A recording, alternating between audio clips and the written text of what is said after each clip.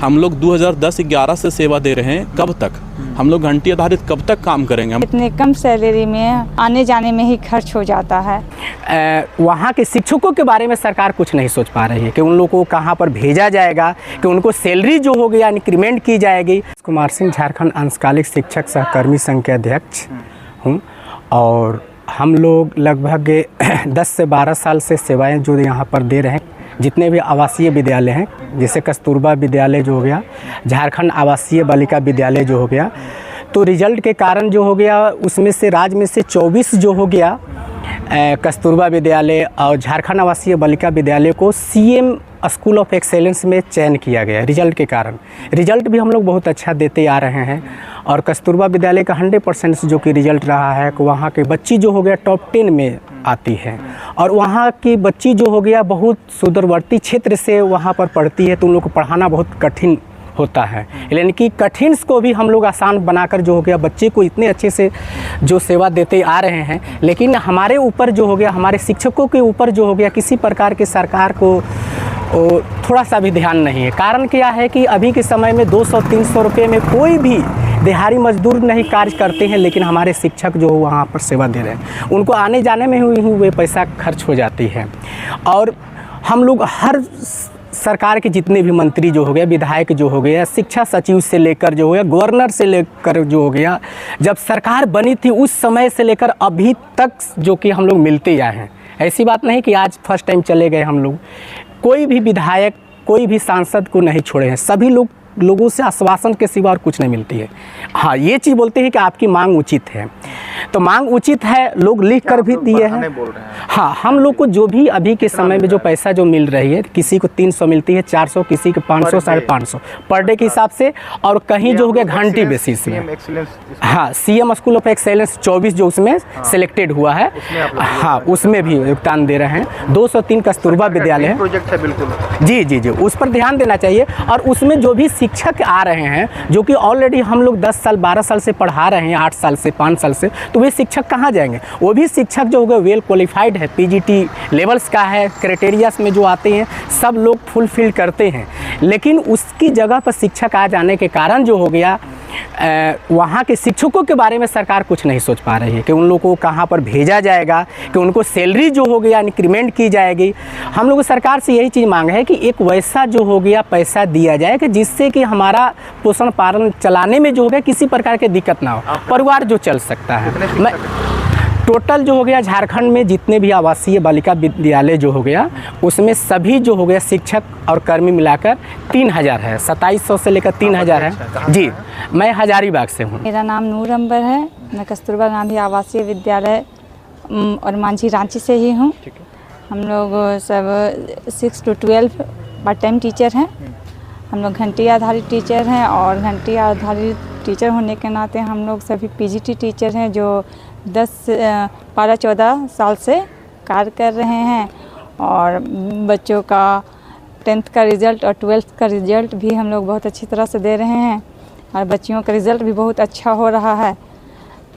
उसके बाद हम लोग का आप लोग भटकना पड़ रहा है क्योंकि हम लोग को इतने कम मानदेय में, इतने कम सैलरी में हम लोग को दिया जाता है, जिससे हम लोग का आने जाने में ही खर्च हो जाता है। क्या मांग कितना का कर रहे हैं आप? हम लोग मांग नहीं कर रहे हैं, हम लोग एक सम्मानजनक वेतन मांग रहे हैं सर से, माननीय मुख्यमंत्री सर से, और कह रहे हैं कि हम लोग को ऐसा मानदेय फिक्स कर दे जिससे हमारा परिवार का भरण पोषण हो सके और एक हम सम्मानजनक शिक्षक का जीवन जी सके।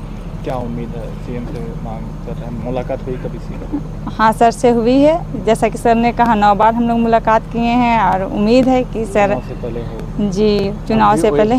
आज हम लोग सीएम सर के ओएसडी सर से मिले थे। इस संदर्भ में ओएसडी सर ने कहा कि सीएम के संज्ञान में मामला है, तो फिर उन्होंने कहा कि आप क्या चाहते हैं। तो हम बोले कि एक बार हम लोग टेबल टॉक चाहते हैं सीएम से। तो उन्होंने हम लोगों से आवेदन लिया है टेबल टॉक करने के लिए।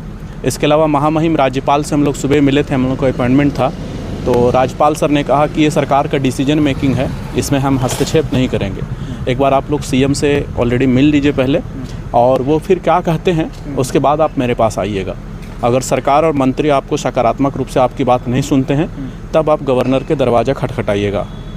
इसके अलावा हम लोगों ने जितने भी तक 46 विधायकों का अनुमोदन था, 5 मंत्रियों का अनुमोदन था, सब गवर्नर सर को हम लोगों ने दिखाया। तो गवर्नर सर एक ही चीज़ को वो इस पचले में नहीं पढ़ना चाहते थे और कह रहे थे कि एक बार आप ये कहिए कि हम गवर्नर सर से मिलने गए थे। उन्होंने कहा है कि माननीय मुख्यमंत्री से और माननीय शिक्षा मंत्री से एक बार आप वार्ता कर लीजिए, उसके बाद हम ऑफिसर से और पॉलिटिकल पार्टियों को बुलाएंगे और आपके प्रतिनिधि को भी बुलाएंगे। तो ये गवर्नर से सीधी सीधी बात हुई। उसके बाद हम लोग सीधे OSD सर के पास गए। CM आज बाहर थे, तो OSD सर से जब हम लोग मुख्यमंत्री के PS सर से बात हुई तो उन्होंने कहा कि एक OSD सर को आप आवेदन दे दीजिए मिलने के लिए। तो OSD सर ने उनको स्वीकार कर लिया और बोला कि यथासंभव जब CM खाली होंगे आप लोगों को वार्ता के लिए बुलाया जाएगा। स्कूल तो काफ़ी धूमधाम से शुरुआत की गई थी, एक्सीलेंस। सर हम राजनीतिक बयान में नहीं देना चाहेंगे, हम लोगों को थोड़ा सा तार्किक ये इस समय नहीं होगा।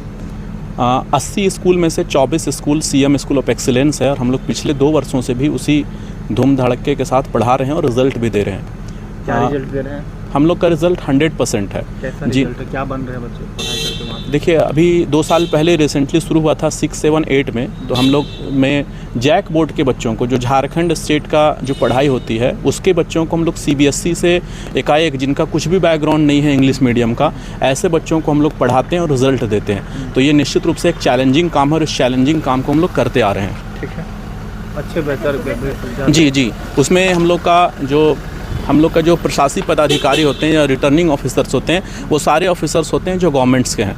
जैसे हम लोग का डिस्ट्रिक्ट में जो मालिक होते हैं वो DC होते हैं, उसके नीचे डिस्ट्रिक्ट एजुकेशन ऑफिसर होते हैं, ब्लॉक में ब्लॉक एजुकेशन एक्सटेंशन ऑफिसर होते हैं, स्टेट में हम लोग के शिक्षा मंत्री होते हैं। हम लोग का जो गवर्निंग ऑफिसर्स होता है, जो हम लोग को कंट्रोलिंग पावर करता है, वो झारखंड शिक्षा परियोजना के परियोजना निदेशक होते हैं।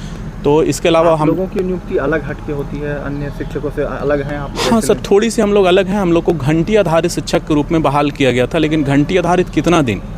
हम लोग 2010-11 से सेवा दे रहे हैं, कब तक हम लोग घंटी आधारित कब तक काम करेंगे? हम लोगों को एक और नाम दिया जाता है अंशकालिक, किसी को दैनिक आधार, किसी को मासिक, और उसमें परमानेंट कुछ हम लोग का एक सिंपल सा मांग है जो सरकार पर बहुत ज़्यादा बर्डन भी नहीं। हम लोग को जो घंटी आधारित व्यवस्था है उसको अपग्रेड करके उसको मासिक मानदेय में बदल दिया जाए। हम लोग का सिंपल सा यही मांग है। और संविदा कर्मी को जो भी अधिकार और सुविधाएँ मिलती है वो हम लोगों को भी मिले, ताकि हम लोग शिक्षक सम्मान के साथ कह सके। उम्मीद है, हम लोगों को उम्मीद है। गवर्नर सर ने आज जिस तरह से कहा है, OSD सर से जिस तरह से आज बात हुई है, तो उस तरह से सकारात्मक है। इसके अलावा अभी हम लोग सुप्रियो भट्टाचार्य सर से मिलने आए थे, तो उन्होंने भी धरना के दिन हम लोग इन्हीं के आश्वासन के बाद धरना हम लोग 2 दिन लगातार रहे थे, 22 और 23 तारीख को। धरना तोड़वाने आए? जी, तोड़वाने नहीं आए थे, इन्होंने हस्तक्षेप किया फ़ोन पे और वार्ता के लिए उन्होंने बुलाया था। बोला कि आप सक्षम सेटिस्फाई होइएगा तो वापस आइएगा। जी, विनोद पांडे से हम लोग धरना से पहले मिले थे। अभी क्या कुछ बात? तो उन्होंने कहा कि अभी सरकार बहुत स्पीड में है, इस चीज़ों को मूवमेंट करिए, हम देखते हैं कि आप लोगों की कितना हम लोग कर सकते हैं। हम लोग संगठन के लोग हैं, सरकार से हम आपकी बात पहले भी उठाए हैं और अब भी उठाए हैं। ये कुछ ऐसी चीज़ें होती है जो प्रशासनिक स्तर से डील होती है, उसमें वो प्रशासन के लोग या जो ऑफिसर्स होते हैं वही जिम्मेवार होते हैं। मैं मोहम्मद मुजफ्फर हुसैन, संगठन संयोजक, झारखंड अंशकालिक। हम हज़ारीबाग से हैं सर।